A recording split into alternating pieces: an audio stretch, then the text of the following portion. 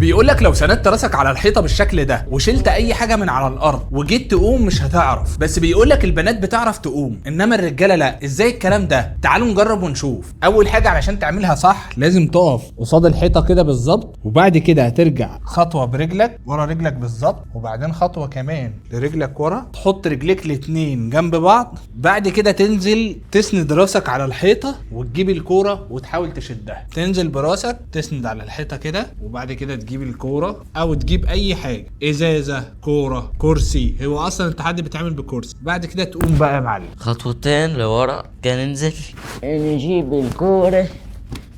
نطلع بقى. ايه ده يا جماعة؟ انا راسي تقلت. لا بجد ازاي؟ ايه ده؟ انا في حاجه لزقتني في الحيطه.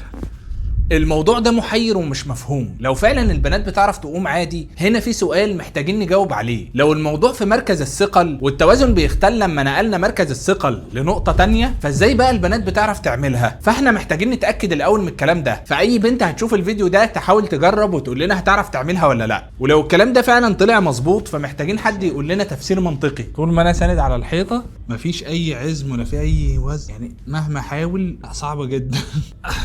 لا بجد يا جماعه صعبه بجد، صعبه بطريقه غريبه. وزي ما انتم شايفين مهما نحاول ما بنعرفش نقوم. والموضوع هنا مش متوقف على الطول، علشان في ناس هتيجي تقول لك طول رجلك مع طول جسمك من فوق الموضوع بيفرق. لما باجي اقوم الموضوع بيضغط على طراطيف الصوابع من هنا، فمفيش عزم ورا علشان اقدر ان انا ارجع، فالموضوع تقريبا شبه مستحيل. انت كمان حاول تجرب وقول لنا عرفت تعملها ولا لا. بس اهم حاجه ما تنساش تعمل لايك وفولو علشان التجربه الجايه اغرب. يلا سلام.